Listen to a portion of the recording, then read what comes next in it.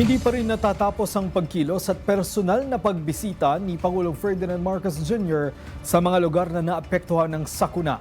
Kasama ang iba't ibang ahensya ng gobyerno, sunod na pinuntahan ng Pangulo ang Negros Occidental. Una sa balita, si Carms Magloyuan.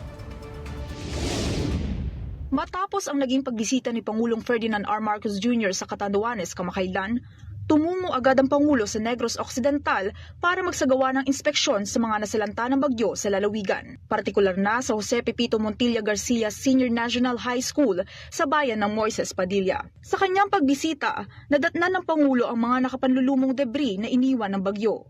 Nariyan ang mga makapal na putik, wasak na silid-aralan, mga natumbang kahoy at mga kalat na nakaharang sa daanan.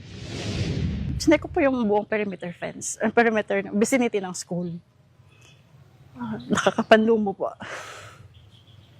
Ang pangit ng school. Bukod sa Moises Padilla, pinuntahan din ng Pangulo ang bayan ng La Castellana at dito tumambad sa kanya ang mga naiwang bakas ng bagyo. Dahil sa matinding pinsala, maglalabas ng 50 milyong piso ang Office of the President para sa provincial government. At 45 milyong piso naman ang inihain para sa ibang mga bayan.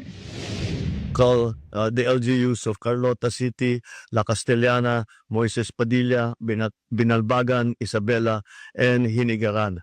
So that's added assistance above and beyond what comes from the different departments. Samantala, ikinatuwa naman ng Pangulo ang mabilisang pagkilos ng mga ahensya para sa agarang pagbangon ng mga lugar na labis na napuruhan ng bagyo. We are grateful for the usual rapid response, kasi first responder talagang LGU, for the rapid response that you have and all the support that you have given the different agencies. Samantala, sa ganitong hakbang, nais ipadama ng Pangulo ang kanyang pakikiisa at pagmamalasakit sa kapwa niya Pilipino.